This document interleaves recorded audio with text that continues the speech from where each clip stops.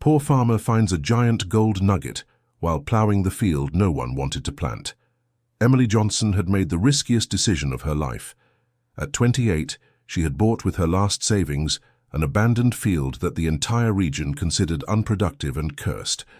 On that September morning, while the tractor inherited from her father cut through the parched earth, something shiny caught her attention. Emily stopped the machine and got down to investigate. What she saw made her tremble from head to toe, a gold nugget the size of a fist gleaming under the morning sun like a lost treasure. "My God," she whispered, looking around to make sure she was alone. Emily's heart was beating so hard she could feel the blood pulsing in her temples. Her mind raced in all directions. Was it real gold? How did it get there? And now, what would she do?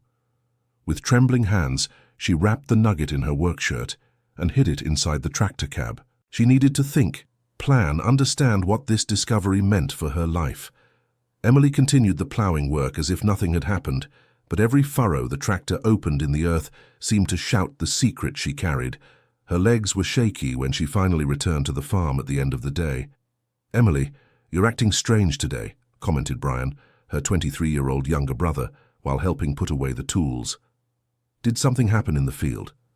"No, nothing much," she replied, trying to sound natural. "I'm just tired." But Brian knew his sister too well to believe that explanation. He noticed how she clutched her workshirt to her chest, how she avoided direct eye contact, how her answers were too short. That night Emily could barely sleep. She lay watching the ceiling of her simple room, thinking about the overdue bills, the property mortgage, the hardships she had faced since her father passed away 2 years before. That nugget could solve all her financial problems, but something inside told her to be careful. The next morning, Emily decided she needed to know if the gold was authentic. She knew Mr. Walter, a retired former jeweler who lived in the neighboring town. If anyone could confirm her suspicions without spreading rumors, it would be him. The trip to town took 40 minutes in her old truck. Emily wrapped the nugget in a cloth and stored it in a small bag. The whole way, she checked the rearview mirror to see if anyone was following her, a paranoia that had begun to grow inside her. Mr. Walter's workshop was in the back of his simple house. The 70-year-old man greeted Emily with a warm smile, but his expression changed completely when she revealed what she had brought. "Where did you find this girl?" he asked, adjusting his glasses to examine the nugget better. "In the field I bought last year," Emily replied, watching every reaction of the old jeweler. Mr. Walter took a magnifying glass and spent several minutes analyzing the discovery. His eyes shone when he finally spoke. "Emily, this here is pure gold. And by the color and texture, I'd say it's high quality. This nugget is worth a small fortune." Emily's legs almost gave way. She leaned on the counter to keep from falling. How much do you think it's worth?" "Hard to say without a more detailed assessment, but I'd estimate between $200,000 and $300,000, maybe more." Emily felt the world spinning around her. It was more money than she had ever dreamed of having in her life. She could pay off all her debts, modernize the farm, secure a safe future for herself and Brian. "Mr. Walter, I need you to keep this confidential," she asked, looking straight into the man's eyes. "At least for now." "Of course, girl. But let me give you some advice. Be very careful. Gold brings out the worst in people." Dear listener, if you're enjoying the story, please take a moment to like and especially subscribe to the channel. It really helps us who are just starting out. Now, continuing. On her way back home, Emily couldn't stop thinking about Mr. Walter's words. Gold brings out the worst in people. She knew he was right, but she also knew she couldn't keep the secret forever. Brian was waiting for her on the porch when she arrived. His worried expression showed he knew something important had happened. "Emily, I need you to be honest with me," he said, blocking her way. "You've been acting strange since yesterday. What's going on?" Emily looked at her brother, the only family she had left in the world. Brian had always been loyal, working alongside her without question when things got tough after their father left. He deserved to know the truth. "Come inside," she said, sighing deeply. "I need to show you something." In the simple kitchen, Emily took the nugget out of her bag and placed it on the old wooden table. Brian's eyes widened, and he was speechless for a few seconds. Is that gold?" he finally whispered. "Yes, and it's worth a lot of money, Brian. A whole lot."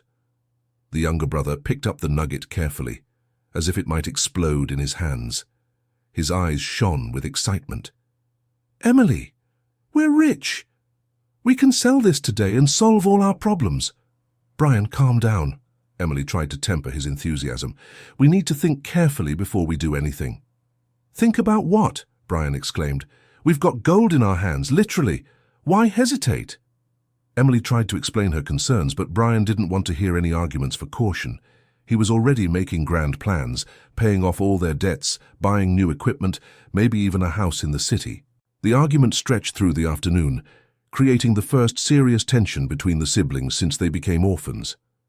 Emily felt she needed more time to fully understand the situation, while Brian saw only opportunity slipping through their fingers. The next morning, a well-dressed man around 50 years old appeared at the property. He drove an imported car and wore expensive clothes that contrasted with the rural simplicity of the place. "Good morning," he said, approaching with a polite smile. "Are you the new owners of the Thompson family's farm?" Emily felt a chill run down her spine. How did this man know about their purchase? "Yes, that's me," she replied cautiously. "How can I help you?" "My name is Robert Mitchell," the man introduced himself, handing over an elegant business card. "I'm the grandson of the former owner of that land. I came here because I heard you've started working the field." Brian and Emily exchanged worried glances. "Is there a problem?" Emily asked. "Not exactly a problem," Robert replied, but his tone was calculated. "However, I need to inform you about a special clause in the property's original documents. Any mineral discovery in the area legally belongs to the Thompson family heirs." Emily's heart raced. Did he know about the nugget? "Mineral discovery?" She pretended not to understand. "What are you talking about?" "Well, that land has always had rumors about mineral deposits. My grandfather used to say there was gold buried there. Of course, they were never just rumors, but the legislation is clear about mineral rights." Emily felt her hands turn cold. Robert continued talking about documents and legal rights, but she could barely pay attention. How could he know about the discovery? She had only told Brian and Mr. Walter. "Have you found anything interesting during your plowing work?" Robert asked directly, watching both their reactions with experienced eyes. "Nothing but rocks and rubble," Brian answered quickly, but Emily noticed he seemed nervous. "Great," Robert smiled, but the smile didn't reach his eyes. "Anyway, I'll leave my card. If you find anything unusual, let me know. It's the right thing to do, considering the legal aspects." After Robert left, Emily felt deeply disturbed. Something wasn't right about that story. "How did he know we bought the field?" she asked Brian. "And why did he show up right now?" "Maybe it's a coincidence," Brian suggested, but his voice didn't sound convincing. "Brian, I don't believe in coincidences, especially not now." Emily decided she needed to investigate the history of that field more deeply. The next afternoon, she went to the town hall to research the public archives. Mrs. Betty, the employee in charge of property records, had known the Johnson family for decades. She greeted Emily warmly and helped her find the relevant documents. "Are the Thompson family's field, Mrs.?" Betty commented, flipping through old papers. "That land has a complicated history, dear." "How so, Mrs. Betty?"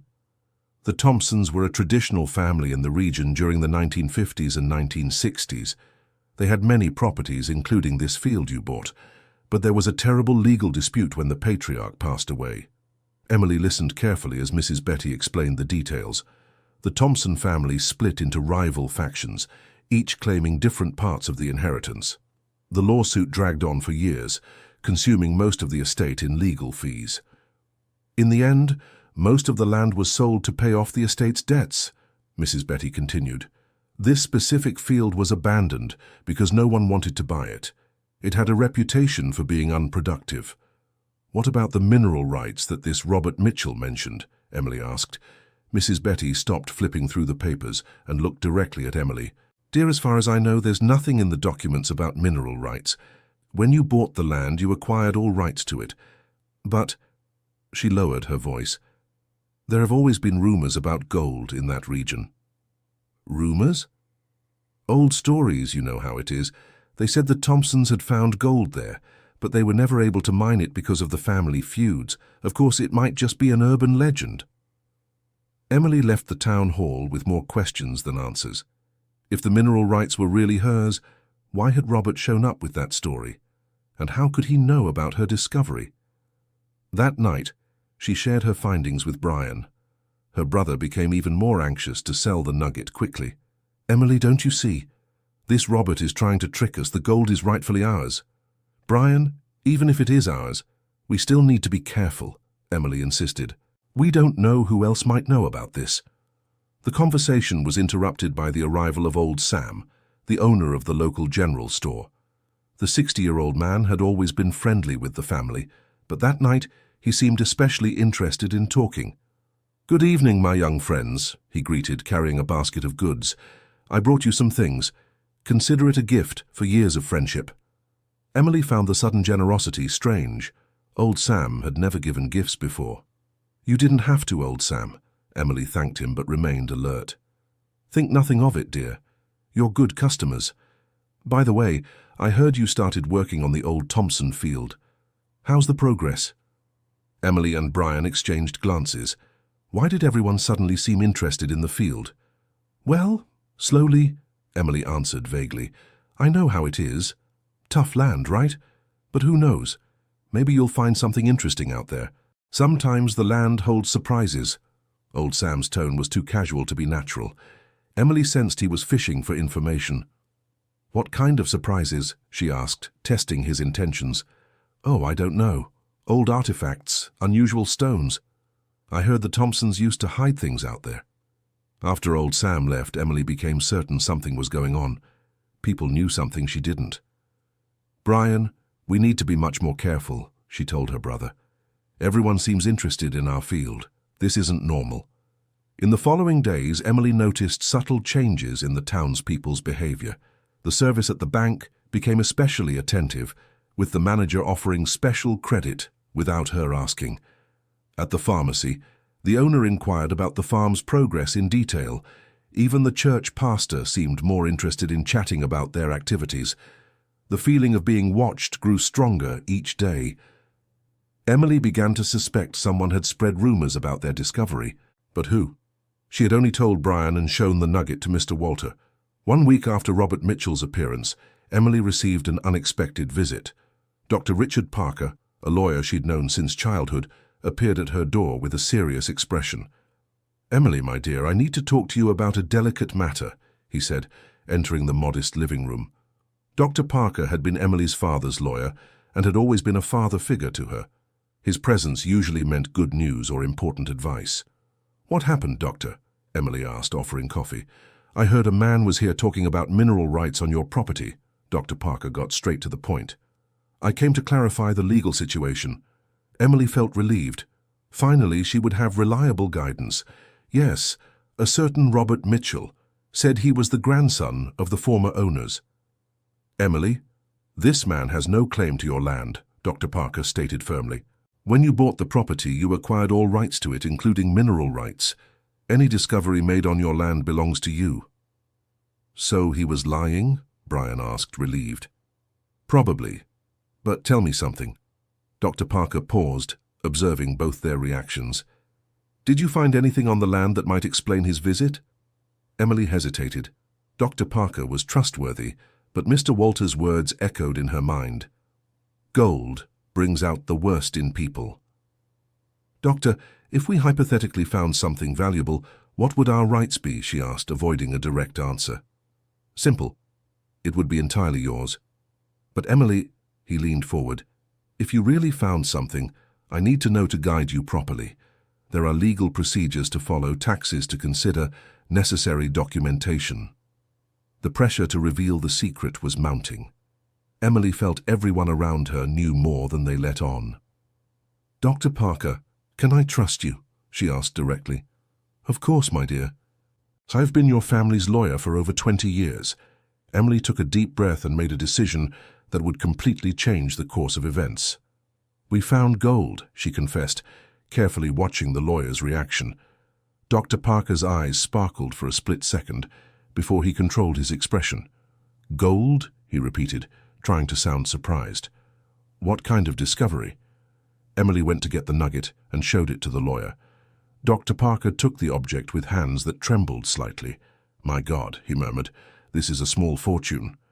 Mr. Walter estimated it's worth at least 200,000 reais, Brian added, excited to finally share the news. You showed this to Walter? Dr. Richard asked, and Emily noticed a change in his tone. Just to confirm it was authentic gold, Emily explained. I understand. Dr. Richard Parker returned the nugget. Well, you need to register this discovery properly. There are bureaucratic processes to follow, but I can help you with all of that. Emily felt relieved to have the family attorney's support, but something about Dr. Richard Parker's attitude bothered her. He seemed a bit too eager to take control of the situation. Doctor, what would be the first step? She asked. First, we need to get an official appraisal. I know qualified people for that. Then we handle the tax documentation and sales processes, if that's what you want. Sell? Emily questioned. We don't necessarily want to sell immediately. Of course, Dr. Richard Parker hurried to say. But it's good to have all options mapped out. For example, I know mining companies that might be interested in the property as a whole. Brian got excited about the possibility, but Emily felt an alarm go off in her mind. Why was Dr. Richard Parker already talking about mining companies? Doctor, let me think about the next steps, Emily said diplomatically. It's a lot of new information. Of course, my dear, but I recommend you don't take too long. News like this spreads quickly in small towns. After Dr. Richard Parker left, Emily sat on the porch to reflect. Something wasn't adding up. If only she, Brian, and Mr. Walter knew about the gold. How had Robert Mitchell appeared talking about mineral discoveries? And why did Dr. Richard Parker seem to have too many ready answers? That night, Emily decided to make an unplanned visit to Mr. Walter. She needed to understand if he had told anyone about the nugget.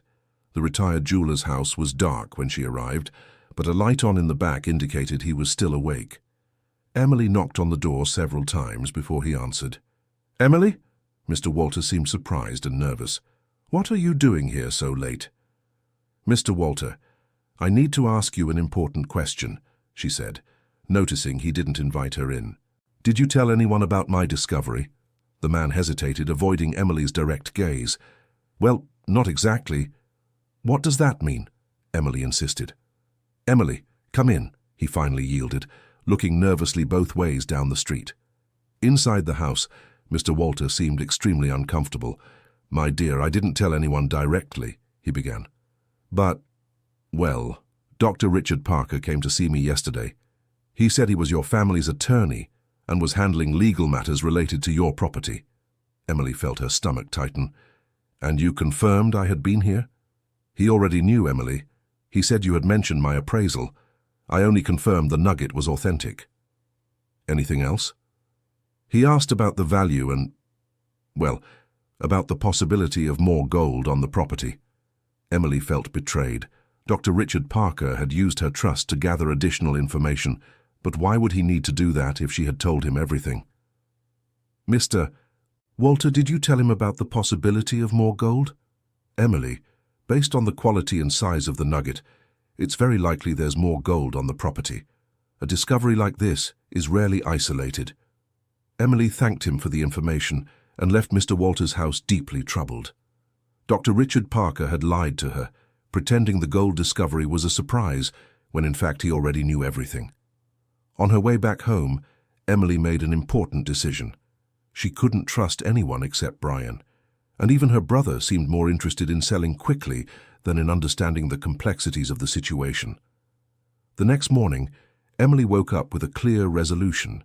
She would personally investigate the history of the Thompson family and the field she had bought. If there was gold buried there, she wanted to understand how it got there and why the land had been abandoned for so long. Her first stop was the municipal library, where she hoped to find historical records about the region. The librarian, Mrs. Rose, helped her locate local newspapers from the 1950s and 1960s. "Are you researching the Thompson family?" Mrs. Rose asked. "That's an interesting and sad story." "Did you know the family?" Emily inquired. "Of course, dear. I was a teenager back then.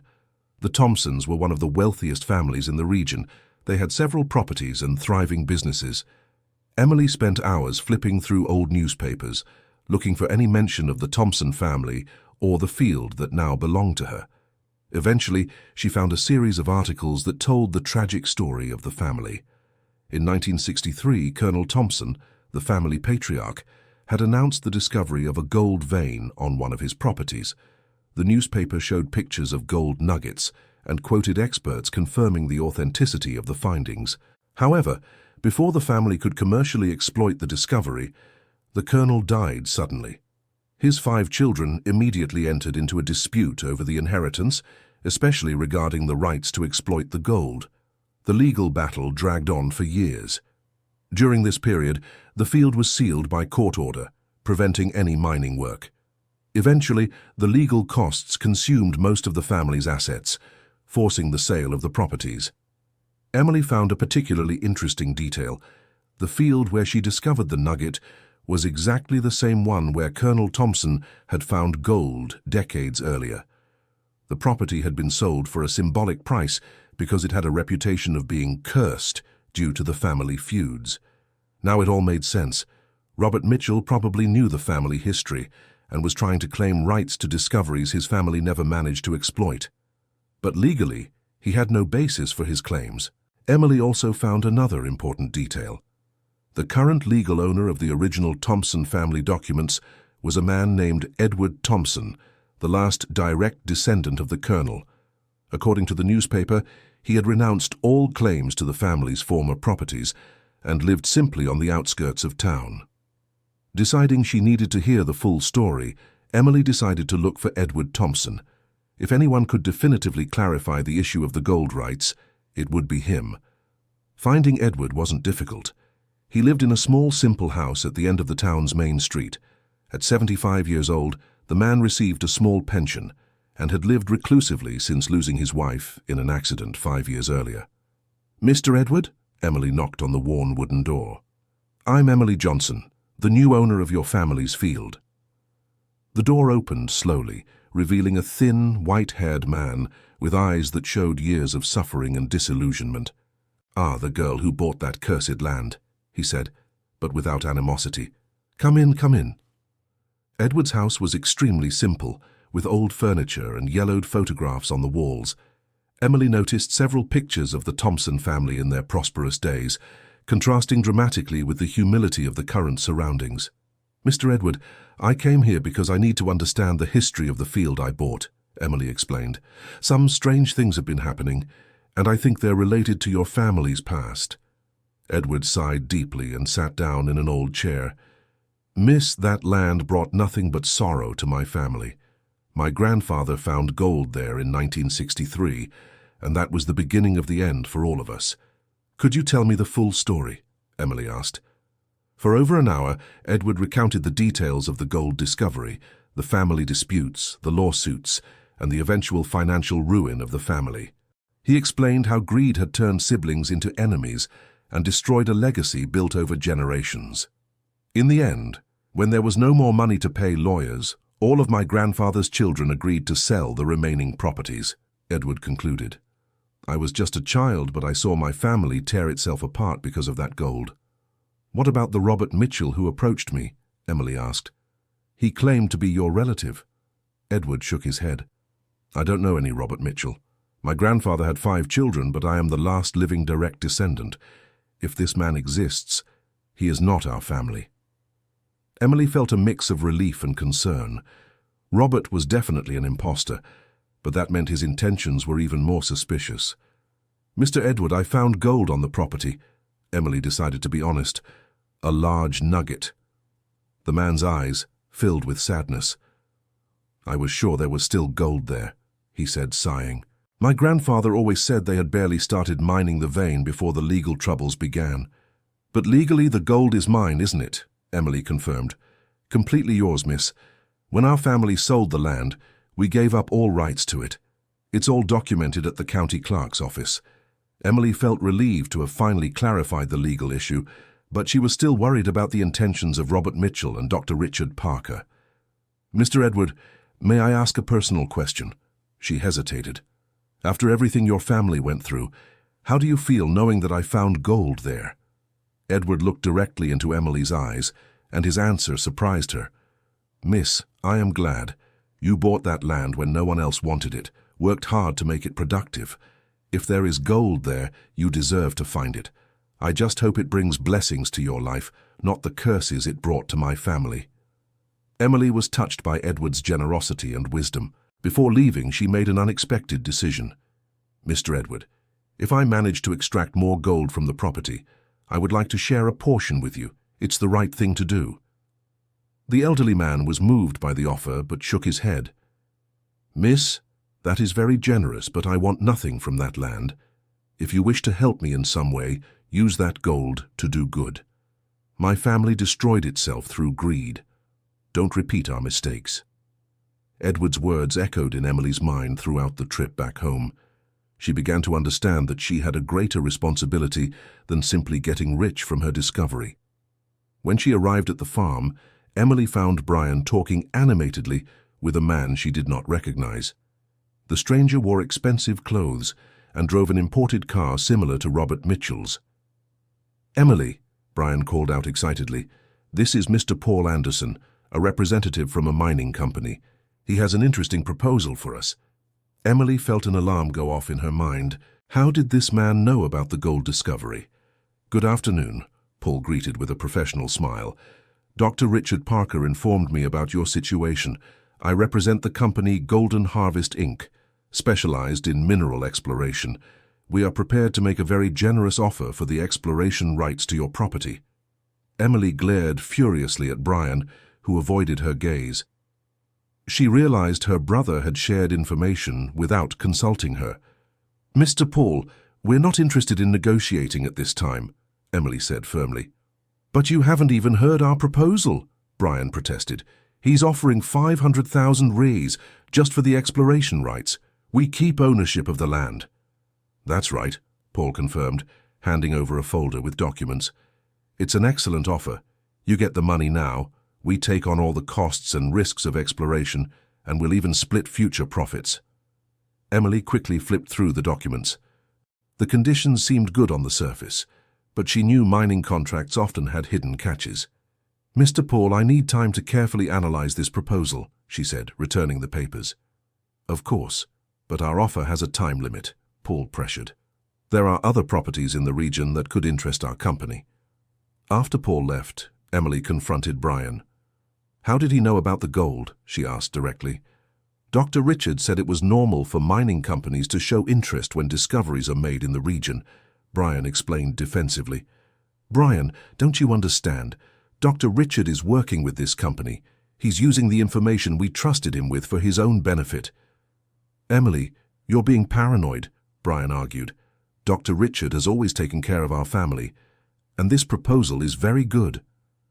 500,000 rays might seem like a lot of money now, but if there really is a gold vein on the property, it could be worth millions, Emily explained. "Besides, we don't know the real conditions of this contract." The argument between the siblings intensified. Brian accused Emily of being overly cautious and wasting a unique opportunity. Emily tried to explain that hasty decisions could cost them dearly in the future. "Emily, we're poor," Brian finally exploded. "We live month to month struggling to pay the bills. Now we have a chance to change our lives and you want to waste it because of paranoia." "It's not paranoia, Brian," Emily retorted. "It's caution. Dr. Richard lied to us. Robert Mitchell is an imposter, and now a company shows up knowing details only we should know." The fight ended with Brian slamming the door as he left the house. Emily was left alone, feeling more isolated than ever. Her only ally was now against her, blinded by the prospect of easy money. That night, Emily barely slept. She reviewed all the events of the past few days, trying to understand who was involved in the conspiracy to take control of her discovery. The next morning, she made a risky decision. She would return to the field to search for more gold. If there really was a gold vein, as Edward had suggested, she needed to understand the extent of the discovery before making any decisions about the future. Emily arrived at the field at dawn, carrying only a shovel and a bucket. She began digging carefully around the spot where she had found the first nugget. After 2 hours of work, her persistence was rewarded. She found 2 smaller but still significant nuggets, buried a few meters from the original discovery. The confirmation that there was more gold on the property brought conflicting feelings. On one hand, it validated her instinct not to accept the first offer that came along. On the other hand, it increased the pressure and danger of the situation. While Emily was carefully cleaning her new discovery, she heard the sound of a car approaching. She quickly hid the nuggets and pretended to be doing ordinary gardening work. To her surprise, the person who got out of the car was Father Joseph from the local church. The 50-year-old man was respected by the entire community and had a reputation for being wise and honest. "Good morning, Emily," he greeted, walking toward her. "I came here because I'm worried about you." "Worried, Father?" Emily asked, confused. "Young lady, I've been a priest for 25 years. I've seen many complicated situations in this community, and what's happening around you alarms me." Emily stopped digging and gave her full attention to what the priest had to say. "Dr. Richard Parker came to see me yesterday," Father Joseph continued. "He wanted me to talk to you about the importance of accepting negotiations that would benefit the whole community.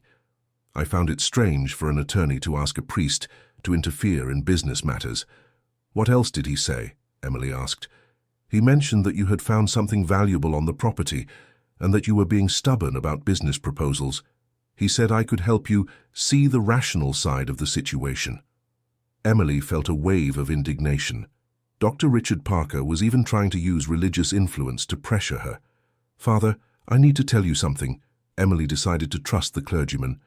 "I found gold on this land, and ever since, several people have been trying to manipulate me into accepting deals I don't fully understand." Father Joseph nodded understandingly. "I imagined it was something like that. Emily, may I offer some advice based on decades of pastoral experience?" "Of course, Father." "When something valuable is discovered, people show their true colors. You're seeing who really cares about your well-being and who's only interested in what you can offer."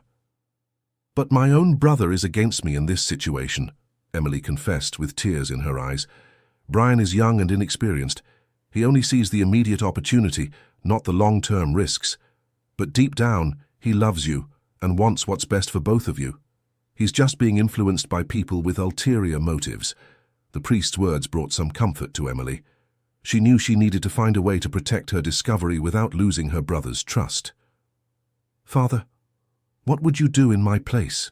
she asked. "First, I would seek independent legal guidance. Dr. Richard Parker clearly has a conflict of interest. Second, I wouldn't make any hasty decisions. Third, I'd remember that money is a tool, not an end goal. The question isn't how much you can earn, but what you'll do with what you earn." Father Joseph prepared to leave, but first made one final observation. "Emily, if Dr. Richard Parker really came to me to influence you, it means he's desperate. Desperate people make poor decisions. Be careful." After the priest left, Emily felt energized with a new determination. She wouldn't let opportunists take advantage of her discovery, but she also wouldn't let the situation destroy her family, as it had with the Thompsons. Her first action would be to find an independent attorney, someone with no connections to Dr. Richard Parker or mining companies. She knew this wouldn't be easy in a small town where everyone knows each other. Emily decided to go to the state capital to seek legal guidance. It was a 3-hour trip, but it would be worth it to get impartial advice. On the way, she stopped at a gas station and met attorney Sarah Miller, a young lawyer who had recently graduated and was setting up her practice in the region. Emily had read about her in the local newspaper, a competent professional who specialized in mining law. "Attorney Sarah, I urgently need legal guidance," Emily briefly explained her situation. The attorney, a woman of about 30 with an intelligent and determined expression, listened carefully to Emily's account. "Emily, your situation is more complex than you imagine," Attorney Sarah said after reviewing the documents. Dr. Richard is clearly violating professional ethics codes by collaborating with mining companies without disclosing conflicts of interest. What can I do about it? First, all contracts or agreements he prepared are void due to the conflict of interest. Second, you have the right to file an ethics complaint against him. Third, and most importantly, you need immediate legal protection for your discovery. Attorney Sarah Miller explained there were legal ways to protect mineral discoveries without necessarily partnering with large corporations. She also warned about common tactics used by unscrupulous companies to pressure small landowners.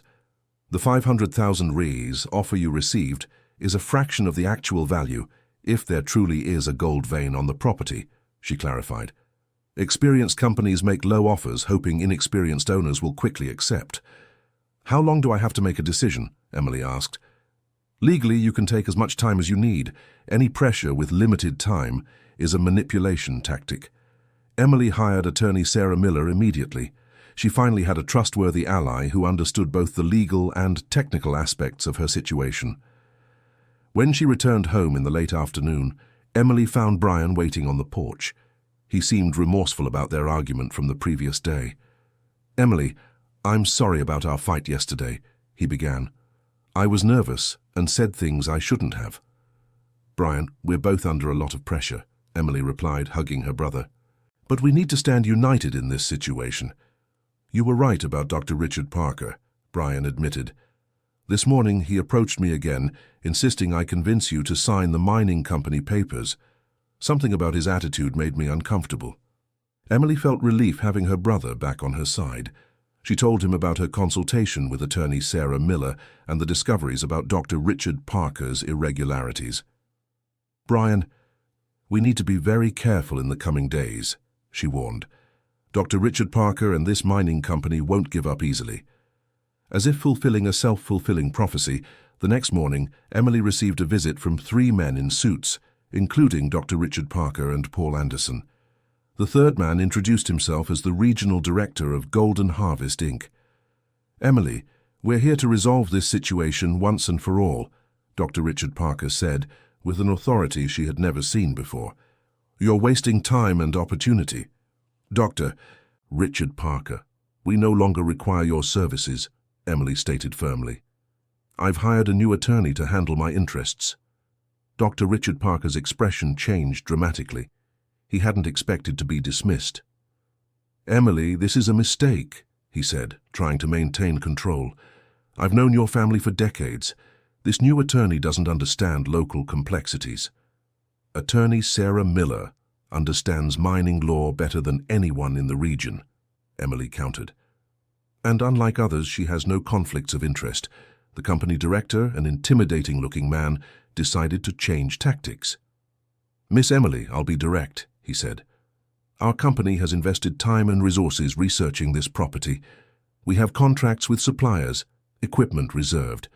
If you don't cooperate, we'll face significant losses." "That's not my problem," Emily responded, recognizing the intimidation attempt. "I never asked you to make investments based on speculation." "Emily, be reasonable." Paul Anderson tried a more conciliatory tone. "We can increase our offer to 600,000 reais. It's more money than you ever dreamed of having." The answer remains no. The 3 men exchanged glances. Dr. Richard Parker made one last attempt. "Emily, you don't understand the complications you're creating," he said, with a vaguely threatening tone. "Mineral exploration involves many regulations. It can be very complicated for inexperienced owners." "That's why I have a specialized attorney," Emily maintained her firmness. After the men left, Emily felt victorious, but also apprehensive. She knew the pressure would increase from then on. That afternoon, attorney Sarah called with worrying news. "Emily, I investigated the company Golden Harvest, Inc. They have a history of questionable practices in other regions, several lawsuits for breach of contract and environmental damages." "What does this mean for our situation?" Emily asked. "It means you made the right decision by refusing the proposal, but it also means they might try other tactics to gain access to your property." "What kind of tactics?" "Political pressure, intimidation, even attempts to legally challenge your land rights. You need to be prepared." Emily hung up the phone feeling more determined than ever. She wouldn't allow exploiters to destroy her life, as they had done with the Thompson family. Dear listener, if you're enjoying the story, please take a moment to like and especially subscribe to the channel. It really helps us who are just starting out, now continuing. In the following days, Emily implemented several security measures. She installed surveillance cameras around the property, changed all the locks, and asked trusted neighbors to keep an eye out for suspicious activities. Her precautions proved necessary when, a week later, she discovered signs that someone had tried to enter the field during the night. Unknown footprints and tool marks indicated that strangers had been at the location where she found the gold. "Brian, someone has been here looking for gold," she showed the evidence to her brother. "Do you think it was the men from the mining company?" Brian asked. "Who else would know exactly where to look?" Emily decided it was time to take more decisive action. She couldn't just react to the opportunists' advances. She needed to take control of the situation. Her first step was to hire an independent geologist to do a professional assessment of the property. Dr. Michael Lawson, recommended by attorney Sarah, was a respected professional with no ties to mining companies. "Emily, based on the samples and the topography of the region, I estimate that your property might have a substantial gold vein," Dr. Michael declared after 3 days of research. A more in-depth study would be needed to determine the exact volume, but the indicators are very promising. "How much do you estimate it could be worth?" Emily asked. "Hard to say without drilling, but conservatively, between 5 and 10 million Rs. Emily felt dizzy. The proposal from Golden Harvest Inc. represented less than 10% of the real potential value of her discovery. "Dr. Michael, what would be the options for exploring this gold?" she asked. "You have several alternatives. You can sell the rights to a large company, form a partnership, or even do small-scale exploration independently. Each option has advantages and disadvantages." Emily asked Dr. Michael to prepare a detailed report with all the options. She was determined to make an informed decision, not a pressured one. While waiting for the report, Emily had an unexpected idea. Instead of simply exploiting the gold to get rich, what if she used this opportunity to do something meaningful for the community? She remembered Edward Thompson's words, "Use this gold to do good. My family destroyed itself through greed. Don't repeat our mistakes." Emily began to develop an ambitious idea. And if she used the gold to create something that would benefit not just her family but the entire region? That night, she discussed her initial idea with Brian.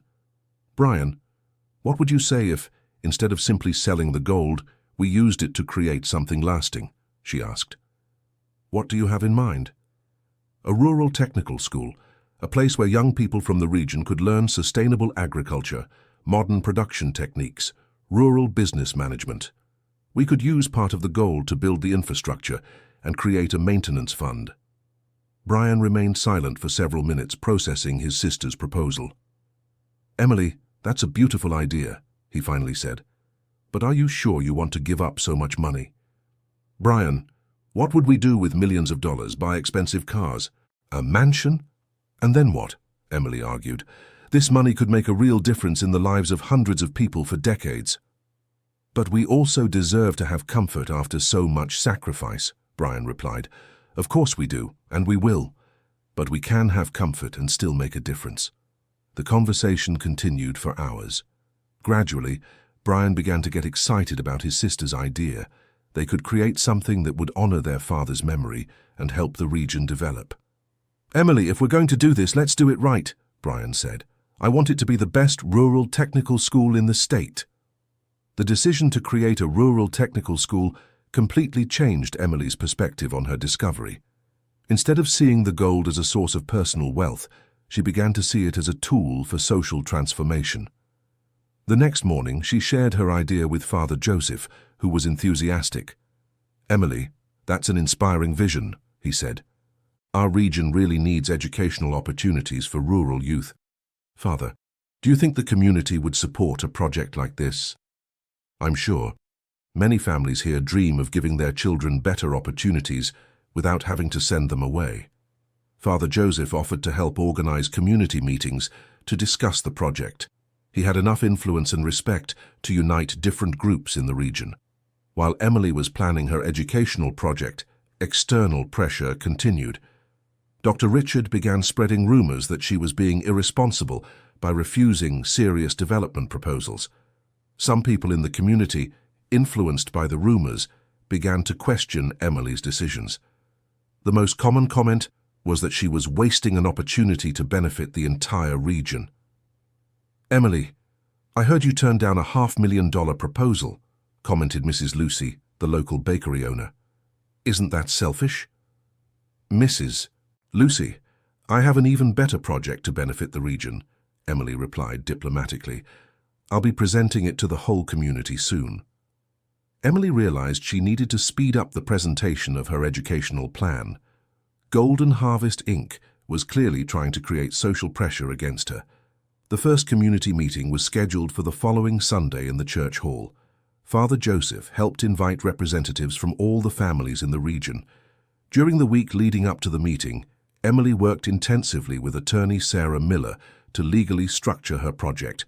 They created a detailed proposal that included a construction timeline, educational curriculum, and financial sustainability system. Dr. Michael Lawson also contributed technical information about small-scale gold mining. His proposal was to extract gold gradually, using environmentally responsible methods, generating continuous income to keep the school running. On the Sunday of the meeting, the church hall was packed. Emily had never spoken to so many people before, but she felt confident in the importance of her project. "Friends, you know I found gold on the property I bought," she began. "Many questioned why I didn't accept offers from big companies. Today I'll explain my vision for the future of our region." Emily presented her plan in detail. A rural technical school that would offer courses in sustainable agriculture, agribusiness management, rural technology, and entrepreneurship. The school would be funded with responsibly extracted gold and offer free spots for local youth. This school could train a new generation of skilled farmers, preventing our young people from migrating to cities due to lack of local opportunities, Emily explained.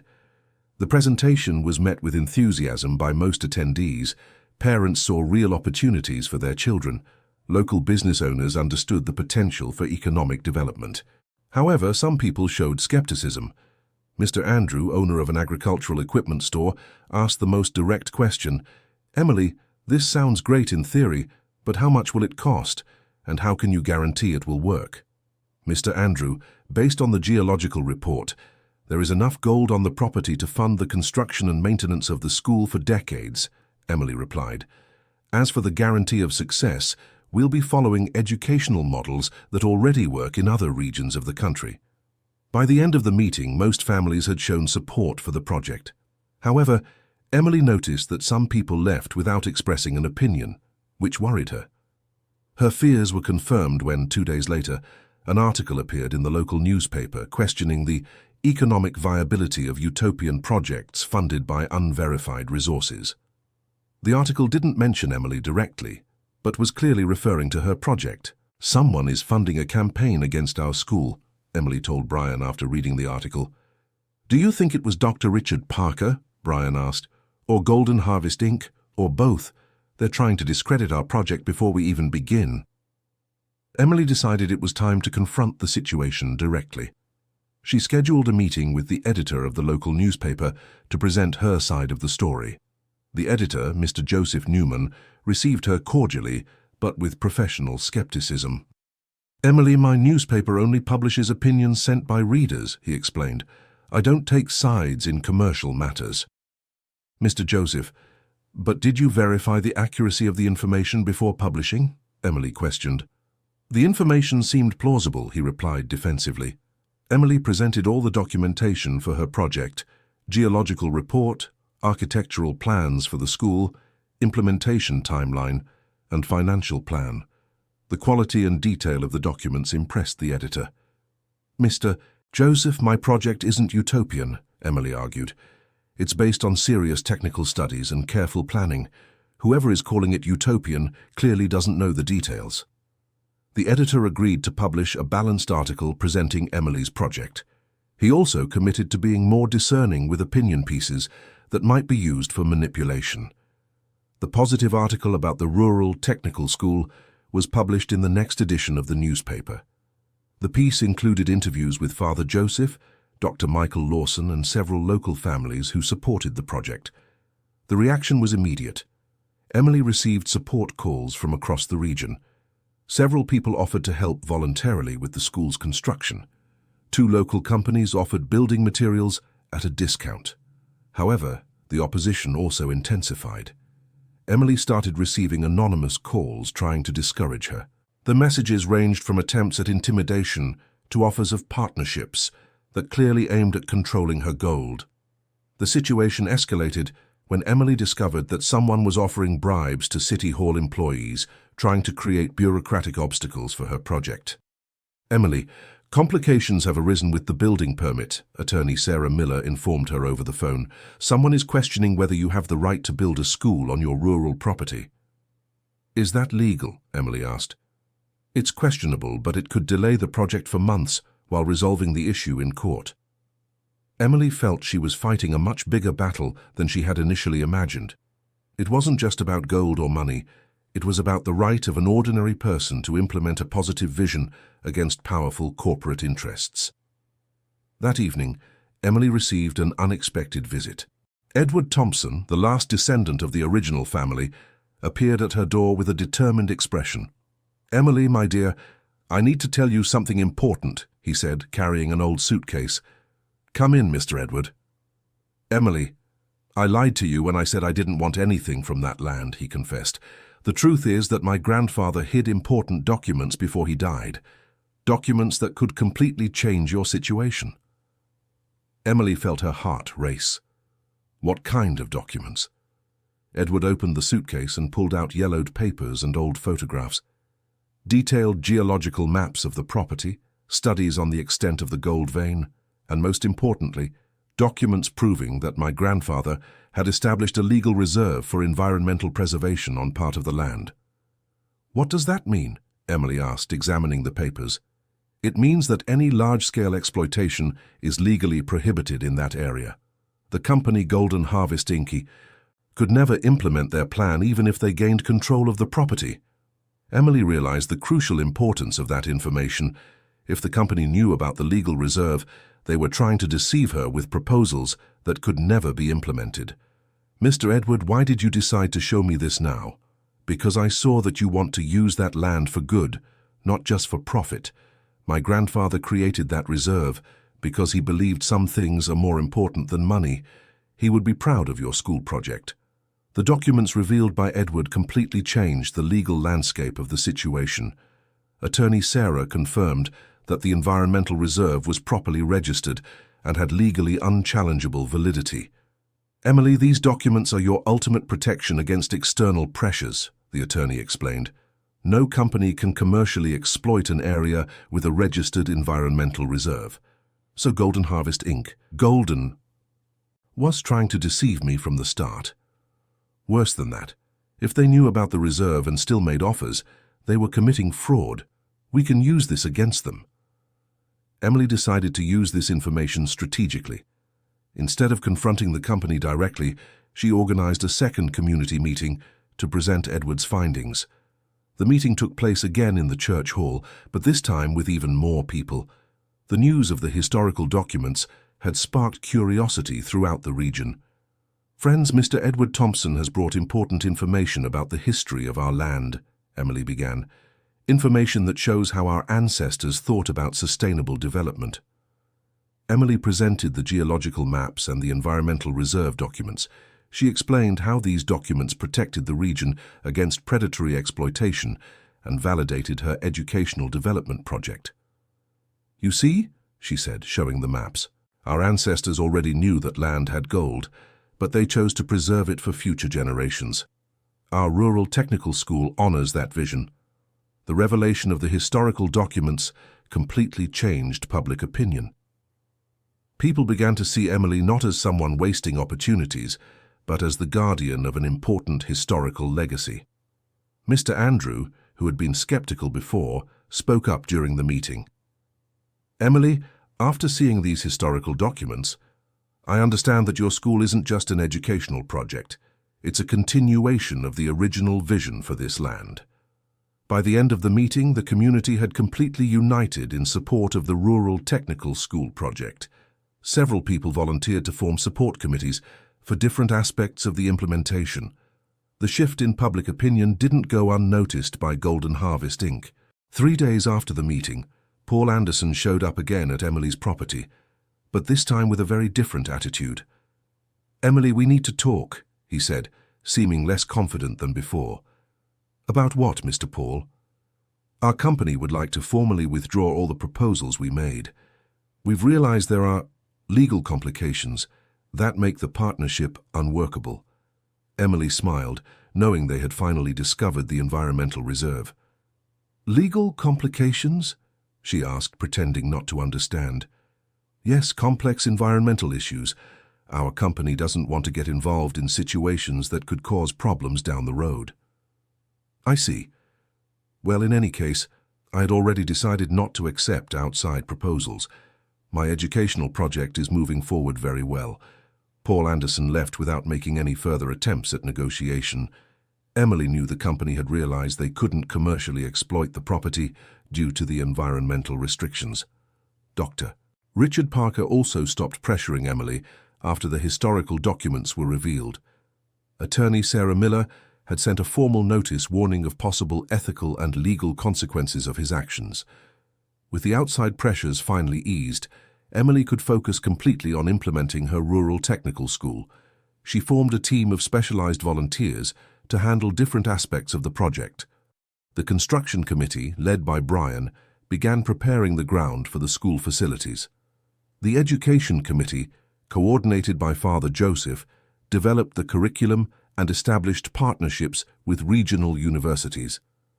Emily took charge of overall coordination and financial management, using the sustainably extracted gold to fund each stage of construction. The gold extraction followed Dr. Michael Lawson's recommendations strictly. They used low-impact mining techniques that preserved the environment while providing sufficient resources for the project. "Emily, according to our calculations, sustainable extraction can generate enough income to build and maintain the school for at least 30 years, Dr. Michael reported after 3 months of work. "And the environmental impact?" she asked. "Minimal. We're working within the limits of the environmental reserve established by Colonel Thompson.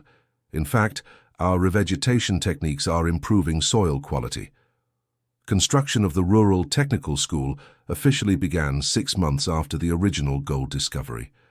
The groundbreaking ceremony was attended by the entire community and regional authorities. "Today, we're not just building a school," Emily said during the ceremony. "We're building the future of our region." The project attracted positive attention from regional and national media. Journalists came from various cities to document the story of the young farmer who turned a gold discovery into an educational opportunity. The Colonel Thompson Rural Technical School, a name chosen to honor the original visionary, opened 2 years after the gold discovery. The facilities included modern classrooms, soil analysis laboratories, experimental agriculture greenhouses, and dormitories for students from other regions. The first group of students included 40 young people aged 15 to 25, coming from across the entire region. The curriculum combined traditional farming knowledge with modern technologies and sustainability concepts. "Emily, you have accomplished something extraordinary," said Dr. Robert Smith, Dean of the State University that had partnered with the school. "This model could be replicated throughout the country." "Dr. Robert, my goal was always to create something lasting for the community. The gold was just the tool, not the final objective." 3 years after its inauguration, the Rural Technical School had graduated its first class. The graduates found jobs throughout the region. Many started their own agricultural businesses, and some even returned as instructors at the school. Brian, who had specialized in agribusiness management, took over the school's administrative leadership. He married Anna, one of the first teachers hired, and established a permanent residence on the family property. "Emily, you were right from the beginning," Brian admitted during one of the school board's annual meetings. "This school has brought much more satisfaction than any amount of money could have. Brian, what matters is that we built something together, and we will keep building for future generations." Edward Thompson, at 80 years old, became the school's official historical consultant. He gave tours to visitors, telling the story of the original family and explaining how Colonel Thompson's vision had finally been realized. "My grandfather would be proud," he would tell visitors. "He always believed that land had a greater purpose than immediate profit." The Rural Technical School became a sustainable development model studied by universities across the country. Emily was invited to speak at conferences about sustainable agriculture and social responsibility. However, what made her proudest were the success stories of her former students.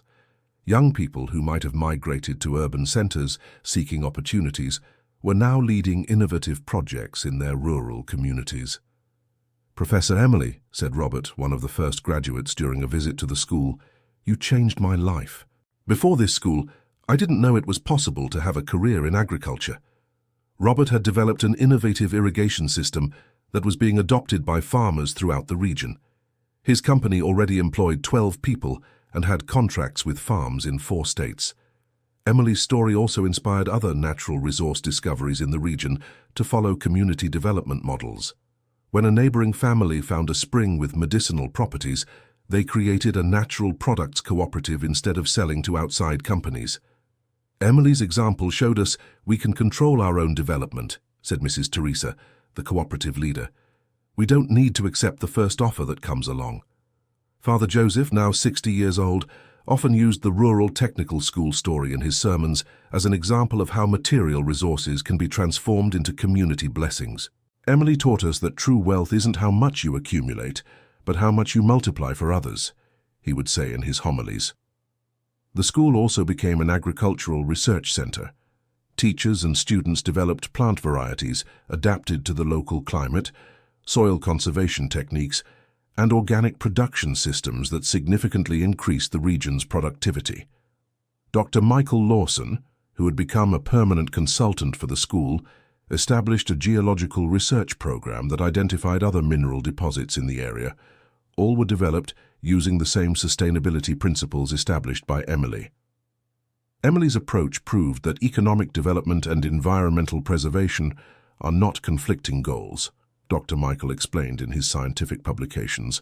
When properly planned, they complement each other. The gold extraction on Emily's property continued for a decade, always following the sustainability principles. When the deposit finally ran out, the school already had a sufficient maintenance fund to operate indefinitely. Additionally, the educational activities had generated alternative sources of income. The school sold organic agricultural products, offered extension courses for local farmers, and received tourists interested in learning about sustainable agriculture. Our financial model proved that educational institutions can be self-sustaining without compromising the quality of education, Emily explained to educators from other regions who visited the school. At 40, Emily had become a national reference in sustainable rural development. She received several offers to work for government organizations and private companies, but always refused to remain dedicated to her school. "My mission is here," she explained to Brian. "We still have much work ahead." The Rural Technical School had expanded to include courses in information technology applied to agribusiness, renewable energy, and rural entrepreneurship. Graduates now left prepared not only to work in agriculture, but to lead the technological transformation of the countryside. One of the school's most ambitious projects was the development of a digital platform that connected small rural producers directly with urban consumers, eliminating intermediaries and increasing farmers' income. This platform has already benefited over 1,000 rural families across the state, reported John, a school graduate leading the technological project. And it all started with an idea we developed in entrepreneurship classes. Emily watched with pride as each new graduating class expanded the school's impact beyond the region's original boundaries. Alumni had established similar schools in other states, created producer cooperatives, and developed innovative technologies. "Brian, do you remember when we discussed whether we should accept that 500,000 Ries proposal?" Emily asked her brother during one of the school's annual celebrations. "I remember perfectly," Brian replied, smiling. "At the time, it seemed like a lot of money. Now I see that our school has generated much more value than that for the entire region." And, most importantly, that value keeps multiplying with each new graduating class. Emily's story became a local legend, but she always made sure to emphasize that the school's success resulted from the community's collective work, not from one individual. "I just found a gold nugget," she said in her lectures. The real treasure was discovered when our community came together to turn that discovery into an opportunity for everyone. 15 years after the original discovery, the Colonel Thompson Rural Technical School had graduated over 600 professionals. The region had transformed from an impoverished rural area into a nationally recognized center of agricultural innovation. Emily Johnson's original property had expanded to include research laboratories, an experimental farm, facilities for academic events, and a museum telling the story of the region's transformation. Edward Thompson, now 85 years old, still conducted museum tours, but had trained young local historians to continue the work. "This land's history proves that long-term vision always outweighs short-term greed," he would tell visitors. The museum included exhibits about the original Thompson family, Emily's discovery of gold, and the development of the technical school. One of the most popular displays showcased technologies developed by the school's graduates. Emily had married Michael, an agricultural engineer who came to work at the school as a teacher and decided to settle permanently in the region. They had 2 children who attended the school from a young age, learning the same values of sustainability and community responsibility. "Mom, when I grow up, I want to continue the school's work," said Sophie, Emily's 12-year-old daughter, during one of the international student visits. "Sophie, what matters is that you choose to do something that benefits others," Emily replied. "It could be here at the school, it could be elsewhere. What counts is making a difference." The school had gained international attention, receiving visitors from other countries interested in replicating the model. Delegations from Argentina, Uruguay, and Paraguay came to study sustainable community development techniques. "We want to implement similar schools in our rural regions," said Dr. Gardner, leader of an Argentine delegation. "Your model proves that rural development can be economically viable and environmentally responsible." Emily always welcomed these visitors enthusiastically, openly sharing all information about the school's model. She believed knowledge should be shared, not guarded. "Our success is only complete when other communities can replicate and improve our methods," she explained to international visitors. The school also established an exchange program allowing students from other regions to spend semesters studying at the experimental farm, while local students visited similar institutions in other countries. "This exchange lets us keep learning and prevents us from becoming complacent," Professor Michael explained during one of the annual academic meetings. At 50 years old, Emily looked back with deep satisfaction. The chance discovery of a gold nugget had transformed into a legacy that would benefit future generations. The Colonel Thompson Rural Technical School had become a full rural university, offering undergraduate degrees in sustainable agriculture, rural management, agricultural technology, and community development. "Emily, you've turned a personal discovery into an educational revolution," said Dr. Robert Smith during the school's 20th anniversary ceremony.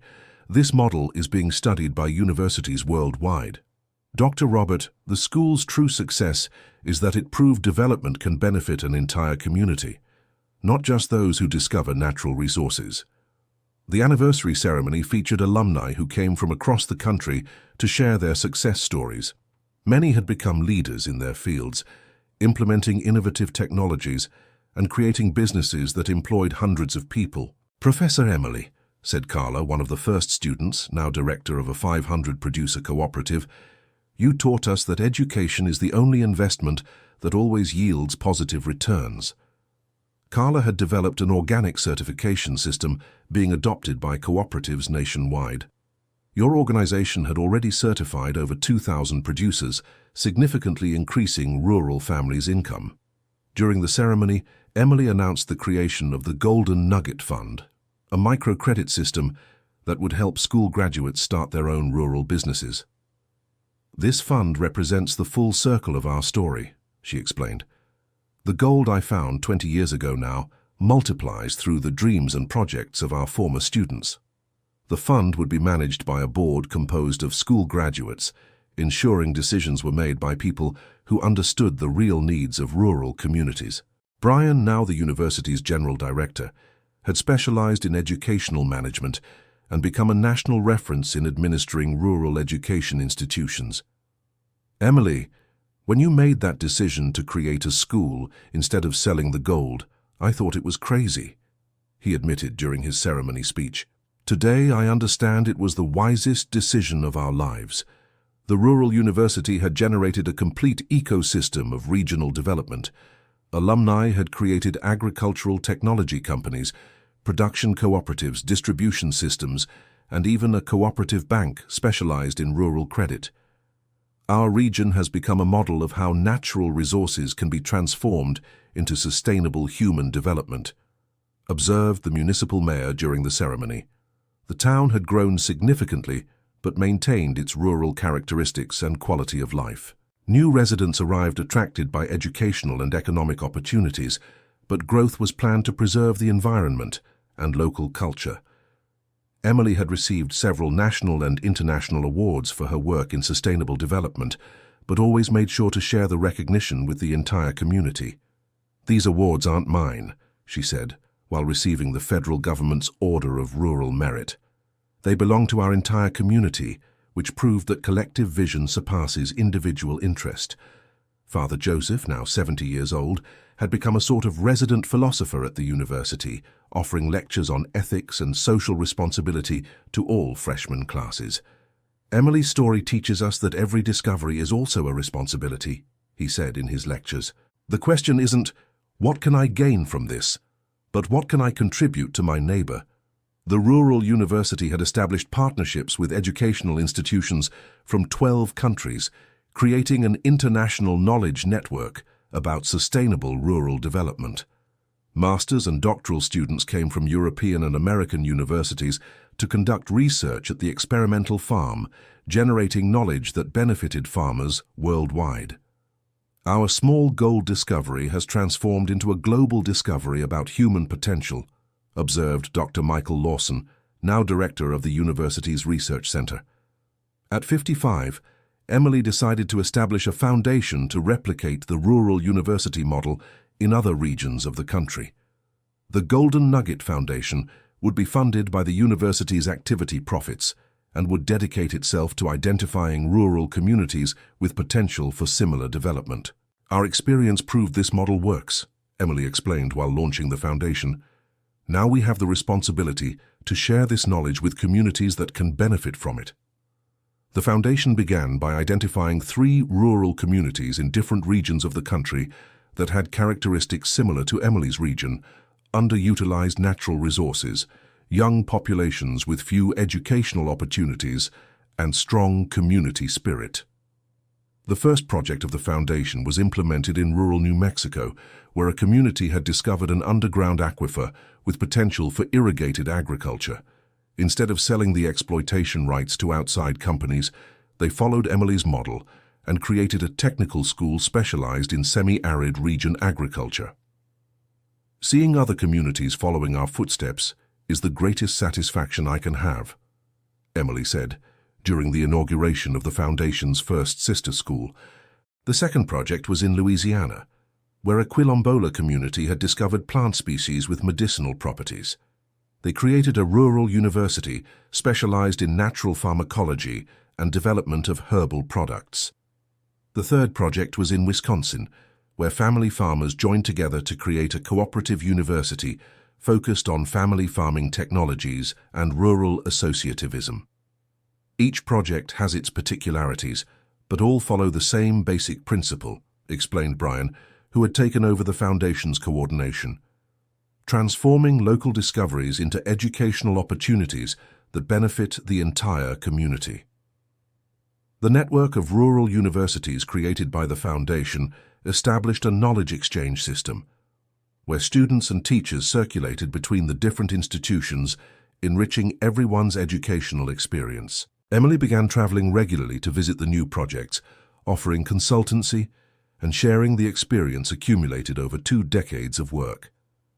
During one of these trips, she met Rose, a young community leader in rural Georgia who had discovered a source of special clay used in making high-quality artistic ceramics. "Mrs. Emily," Rose asked during one of the consultations, "how did you know for sure you were making the right decision when you refused to sell the gold?" "Rose, I wasn't sure at the time," Emily answered honestly. "But I learned that important decisions shouldn't be based only on guarantees of success. They should be based on values and the conviction that we're doing the right thing."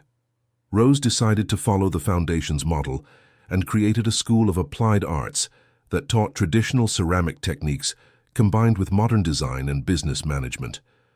The school became a center for cultural preservation and economic development for the entire region.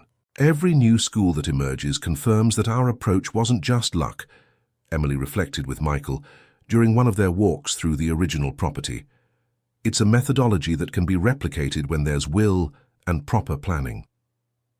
At 60 years old, Emily decided to write a book telling the complete story of her discovery and the community's transformation. From Nugget to University, a story of community development became required reading in rural development courses at universities across the country. The book not only recounted Emily's story, but systematized the methodology developed over the years, offering a practical guide for other communities interested in replicating the model. "This book is my gift to future generations of community leaders," Emily said during the launch. "Every page contains lessons learned, mistakes made, and successes achieved. I hope it helps others avoid our mistakes and amplify our successes." The book was translated into Spanish and English, being adopted by universities in Latin America, the United States, and Europe as a case study in sustainable development. The Colonel Thompson Rural University had become a world reference in education for sustainable development. Delegations from international organizations like the UN, World Bank, and UNESCO regularly visited the institution to study the model. "What you've created here transcends rural education," said Dr. James Peterson, UNESCO representative during an official visit. "It's a complete model of how communities can control their own development using local resources." The university had established a Community Development Studies Center that offered graduate courses for community leaders from across Latin America. "Our goal isn't just to train agricultural technicians," Emily explained to the graduate students. "It's to train leaders capable of identifying potential in their communities and transforming it into collective opportunities." Sophie, Emily's daughter, had graduated in social enterprise management and taken over coordination of new foundation projects. At 25, she had already overseen the implementation of 8 rural schools in different regions of the country. "Mom, I grew up seeing the positive impact education can have on a community," Sophie said during one of the Foundation's annual meetings. "I want to dedicate my life to multiplying that impact." Emily's youngest son, Peter, had chosen to study environmental engineering and specialized in developing sustainable technologies for family farming. At 23, he had already developed 3 technological innovations being adopted by small producers throughout the region. "Dad and Mom taught us that technology should serve people, not the other way around," Peter explained during project presentations.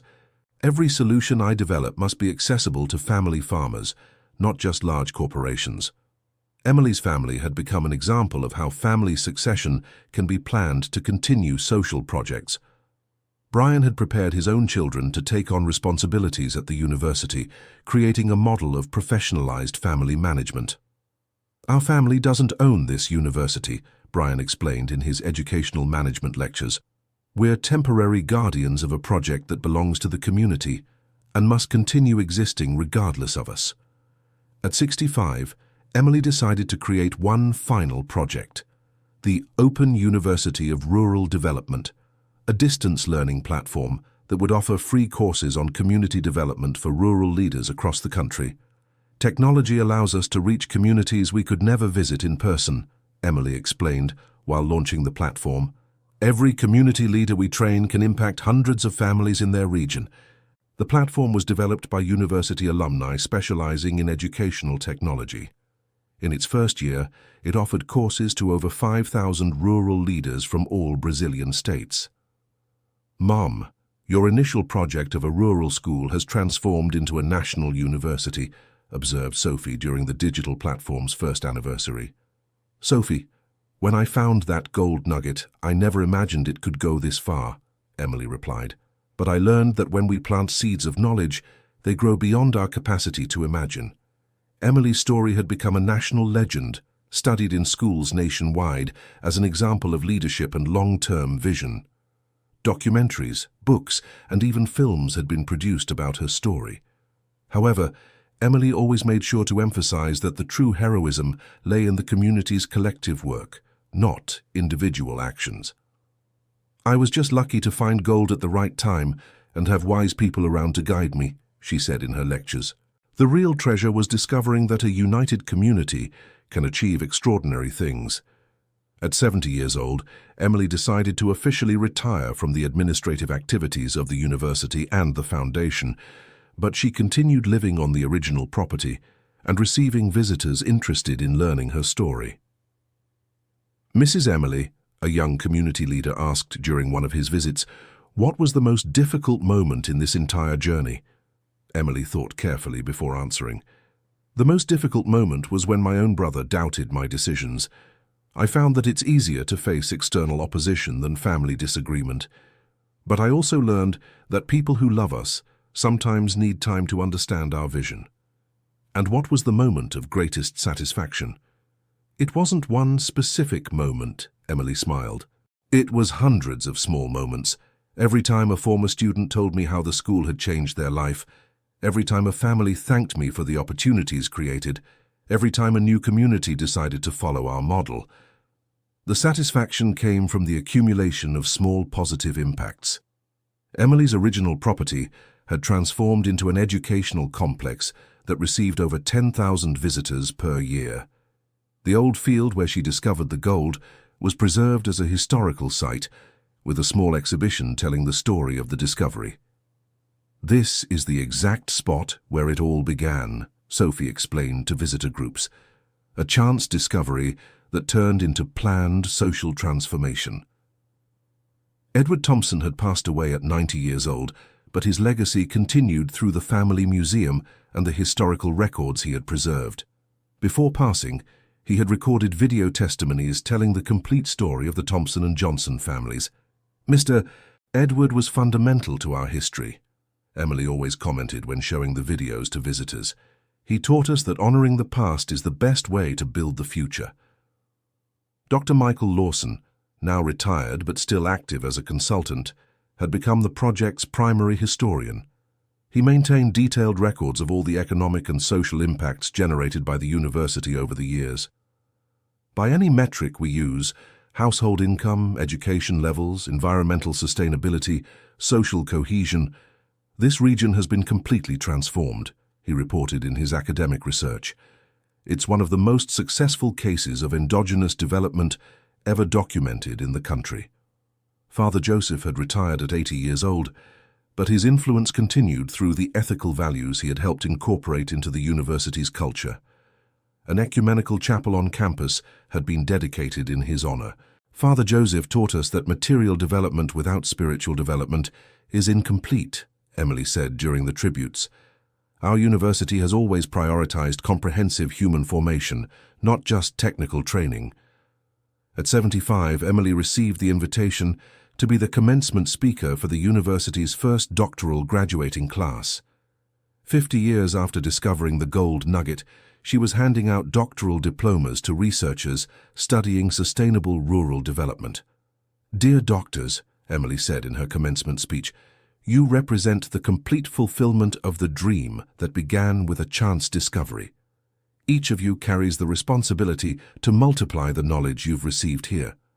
Among the doctoral graduates was Robert, that first student who had developed innovative irrigation systems and was now a university professor.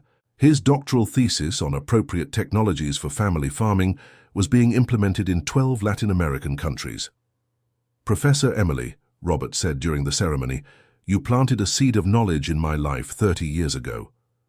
Today that seed has become a tree bearing its own fruit, The graduation ceremony was attended by international delegations and national authorities.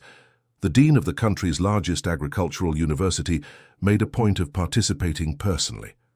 Colonel Thompson Rural University has become a global reference in education for sustainable development, he declared during his speech. Emily Johnson proved that individual vision can turn into collective transformation. During the graduation party, Emily walked through the university gardens accompanied by Michael, now 80 years old, but still active as an emeritus professor. "Michael, do you remember when we decided to accept your proposal to work here as a professor?" she asked, observing the modern buildings that had replaced the old construction sheds. "I remember perfectly," Michael smiled. "I came to stay for just 2 years as a consultant. I ended up staying 40 years and starting a family." "And do you regret it?" "Emily, these were the 40 most meaningful years of my life. Taking part in building this project was my greatest professional and personal achievement." Emily's children had continued the family project in different but complementary ways. Sophie led the Foundation's international expansion, with projects being implemented in 8 Latin American countries.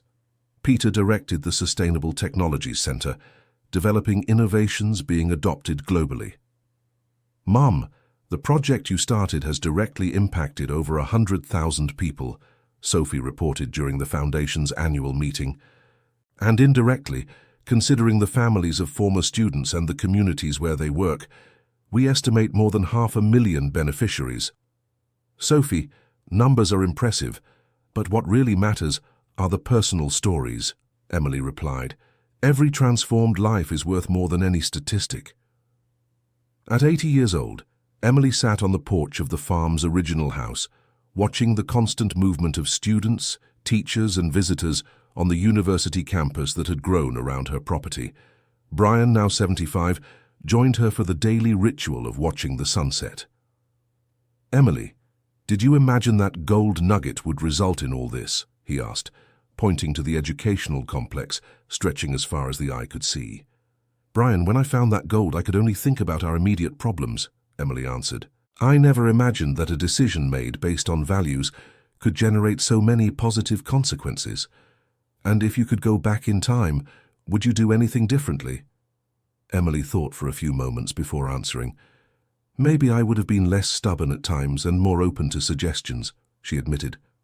"But the fundamental decisions, especially prioritizing education over immediate profit, I would make exactly the same, even knowing it would be much harder than simply selling the gold. Brian, easy things rarely bring about significant transformations. If we had sold that gold, today we would be 2 rich people in an unchanged community. We chose a harder path, but one that changed thousands of lives." On the porch next to them, Sophie worked on her laptop, coordinating the implementation of a new rural school in Ecuador. Peter analyzed productivity data from sustainable irrigation systems installed on family farms across the country.